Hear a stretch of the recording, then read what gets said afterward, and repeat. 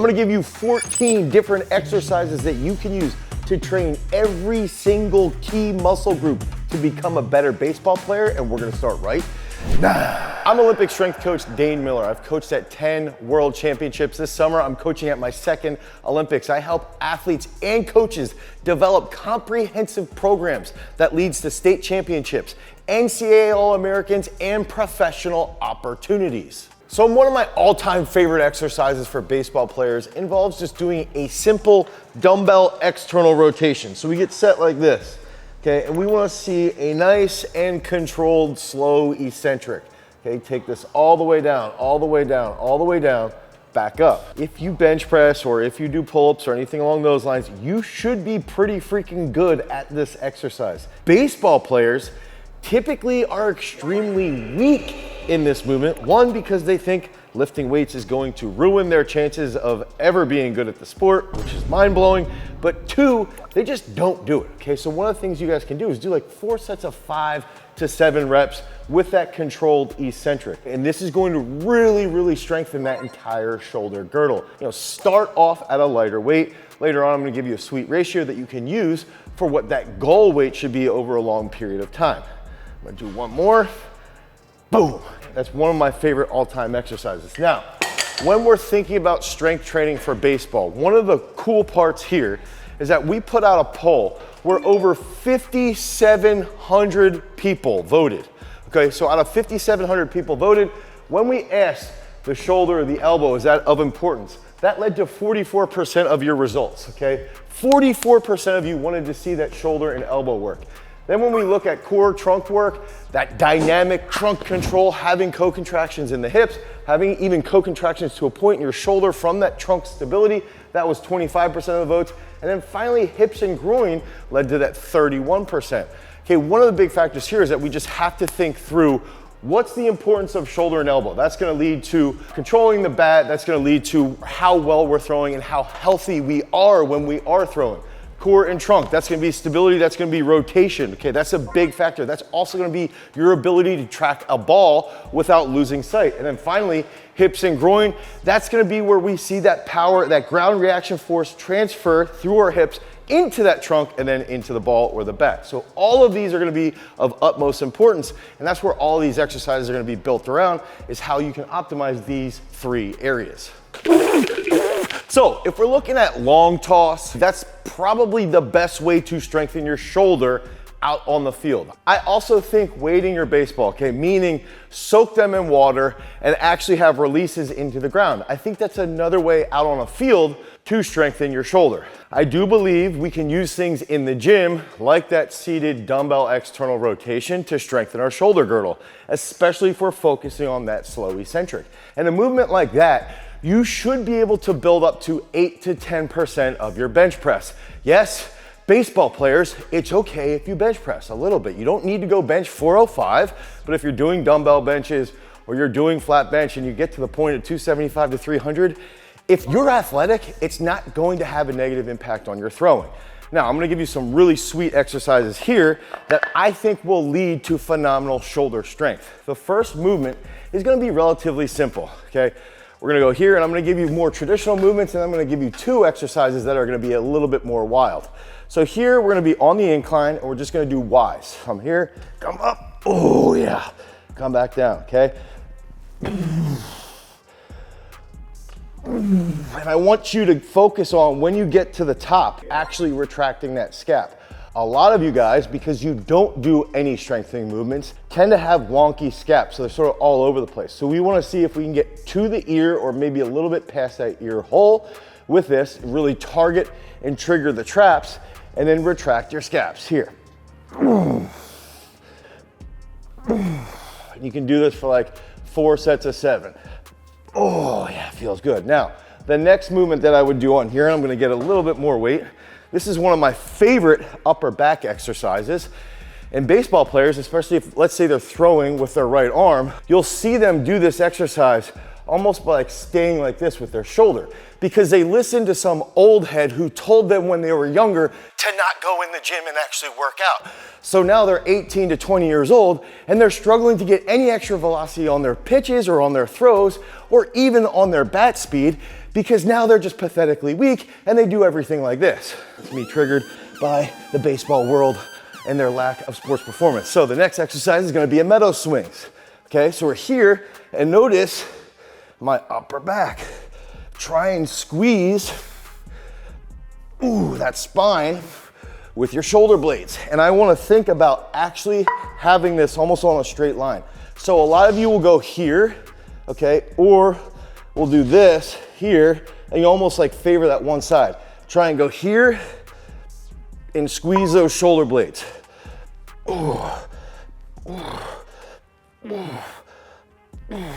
And you'll really feel that quite a bit, okay? The one thing there too is that I like to do like 3 sets of 30. Get a freaking pump in that upper back.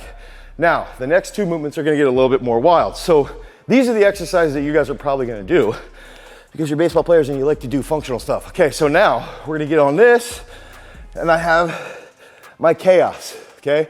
Chaos position here, okay? And what I wanna do is I'm gonna come down, come back up. Down, come back up. This is the first chunk. Down, come back up. Down, come back up. So that's just like feeling it out, okay? I'm feeling this out. Now, the big thing here is that, one, we wanna do both sides. And I would only do like 5 to 7 reps here because it tends to be a higher speed. Now, here's where it gets really freaking fancy. I wanna think about speed and squeeze. So when we come back up, I wanna hold this. Right there, okay, hold that. Be stable, be stable. And you should even feel your trunk squeezing into the bench. Ideally, you've learned how to squat properly and you actually exhale and push your belly button into the bench. Here. Ooh, right there. Boom. Boom. Boom. Boom. Okay, so 5 sets of 5 to 7, something like that. That's a really freaking awesome movement. That's gonna make your shoulder more stable. Co-contractions are key in the shoulder. Co-contractions are key in the hips. Co-contractions are key in the knees. If we have better co-contractions, or our body learns those co-contractions, the joint becomes more stable and we can apply more force. Now the last one is gonna get wild, and I'm realizing that I have a 15. Hopefully I don't blow up my labrum here. So use like a 5 to a 7.5 pound dumbbell. But what we'll do here, boom, boom.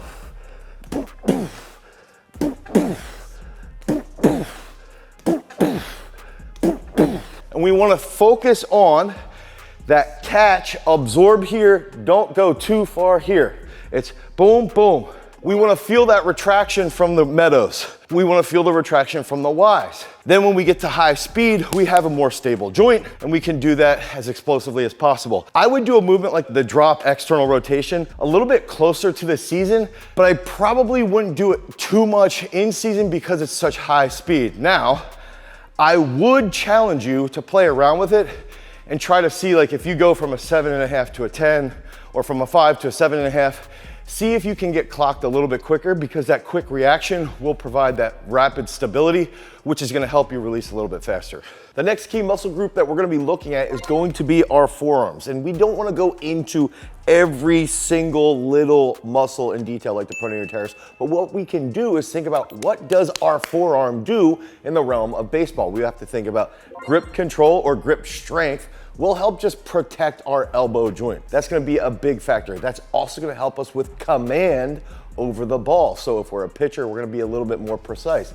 Even if we're an outfielder or an infielder, we're probably gonna have better control over our throws. Then we can also look at grip strength or forearm strength in relationship to batting. If we can have better control over the knob, that in turn is likely, as long as our eyes are decently in tune, going to lead to us becoming better hitters. Now, when we're training forearms, my 2 favorite forearm exercises are going to mimic what we do when we're out on the field. And they're going to absolutely blow up your forearms. I like to look at training forearms, 1, with rotation. Okay, rotation here is key in the sport of baseball. And 2, I like to think about accelerating when we're doing this, and that's where this first exercise comes into play. Now, we've got a 3-inch pipe, and we're gonna stand up on this box, okay? And we're gonna lower this backwards. If you notice here, the rope is inside, okay? It's not this way. And you can do it this way. This way is absolutely fantastic and will blow up the outside of your forearm. Here, when we're lowering this the whole way down, the inside of your forearm will get extraordinarily freaking pumped. So when I mentioned acceleration, I want to think about rotating as quickly as I can through the full range of motion here. Boom, boom, boom, boom, boom, boom, boom. And I like to do this at the end of an arm workout. So if you're a baseball player, let's say you do this for 5 to 6 reps. At the end of an arm training session, so like a day 2, you'd finish with this, with the forearm roller, along with this next exercise. And that's going to be my all-time favorite, Zottman curls. Now, we're gonna go here, rotate, down under control. This is going to destroy you. Up, rotate, down under control. We gotta think about protecting the elbow, strengthening the grip. Also, it's okay to train the biceps. It's not gonna ruin your throwing pattern. It's going to make sure that your forearms stay strong. That's gonna lead to better control of the bat and also greater grip. When you have greater grip, in most cases, a better grip will lead to better ball command. Here, no down, okay? Up, rotate, down. Up, rotate, down. Brachioradialis, is blowing up. Up. Brachioradialis, that's what we want to be targeting along with that pronator teres. One more. So you can hit this for like 4 sets of 12. Do this as a finisher for 6 to 7 reps. And also, if you don't have access to an actual forearm roller, all you've got to do, you can put a band around the end of a barbell, hook that around a plate, and then raise that band and the weight up and then back down. Do that for a time period like 3 to 5 minutes, and your forearms are gonna get blown up. Okay, when we're talking about baseball, remember, everything is gonna be supporting that upper body, but that doesn't mean that we shouldn't train our legs. And this is where that trigger warning is gonna come into play for your baseball players. There's some squats here, and I think you'll be okay. Oh my God, okay, it's happening. Everybody stay calm. What's the procedure, everyone? Don't just do goblet squats. I know you love doing goblet squats. You can actually do some really good movements that involve a barbell and a full range of motion squat. And that's where this next one comes into play. Okay, so I'm gonna get set here. I'm gonna do a zombie squat. I love this for baseball players because you have to have a stable trunk. Okay, so we get set here. Oh, I did not warm up. I'm gonna hold my arms out. Up, okay. One more.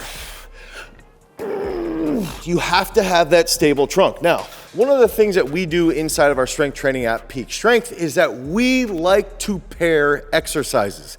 When you're pairing a movement, it's known as a superset. So in this case, I'm gonna do a really sweet ab exercise, and that's going to be a V-up throw.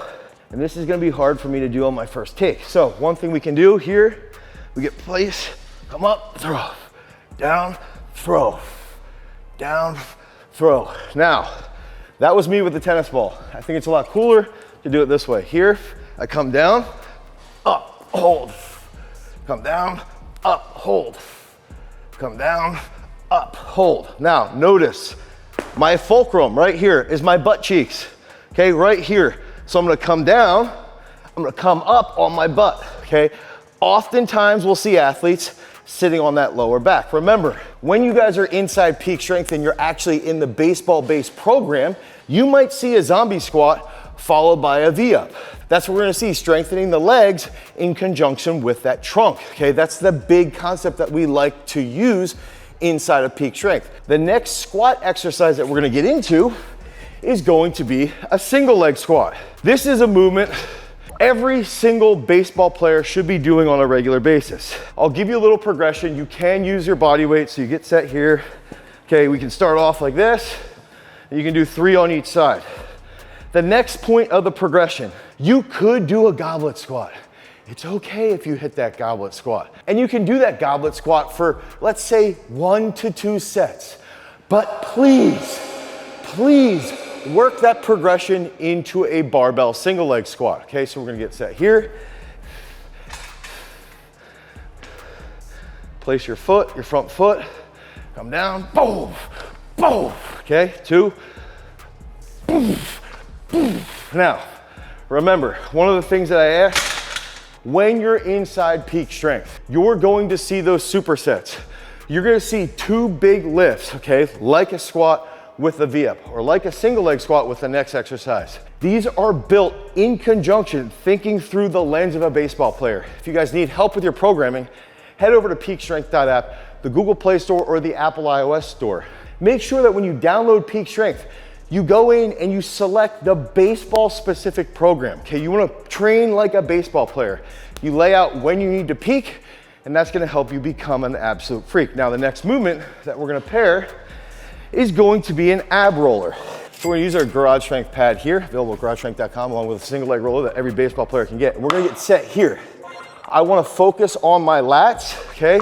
I wanna focus on this overhead position and holding a hollow position here. So I'm gonna be hollow like this, okay? I don't wanna sink my hips low. I'm gonna get in place here. I'm gonna go long, come back up, okay? Here, come back up. Okay, try to lengthen and then pull in with the trunk and the lats. You can go back and forth, let's say 4 or 5 sets. This is gonna drastically improve your single leg strength, also gonna improve your trunk control, and in turn, it's gonna make you a better baseball player. But where does that power come from when we're looking at transferring a lot of that energy into our shoulder or into our hand? I think that's where these last 2 exercises come into play, is that they're both movements that transfer really, really well because we're starting to use the hips effectively. We're starting to understand that when we throw a ball, that there's hip extension, okay? And it's going to happen with that trunk control where there's rotation. So we have to have trunk control with rotation at high speeds. Now, I do believe max strength movements, technical coordination exercises, probably are gonna transfer the best, but baseball players don't like those traditional movements. They want those flashy Instagram exercises, and that's where this one comes into play. This is a movement that we use quite a bit with our throwers, with our shot putters, our discus throwers, and this is going to be a medicine ball crow hop with a shot put. So we're gonna be here, skip here, boom, okay? Now, I'm not a pitcher, I'm not a baseball player. I was a shot putter, a trained shot putter, okay? I recommend when you do this, you try to feel what you want to feel as you're throwing a ball, okay? So as a shot putter, we might feel something a little bit differently. I would recommend try to feel the ground. The energy that you're going to feel from the feet should then transfer into the hip, into your trunk, and then into the shoulder as you're shot putting it, okay? And I like to actually use this as a shot. I think it's gonna protect your shoulder a little bit more.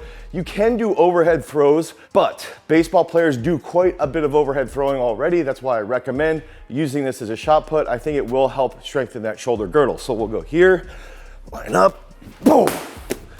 Here, boom, okay? And we wanna see that big action moving forward, and then that's gonna take us into that last key exercise to make you a better baseball player.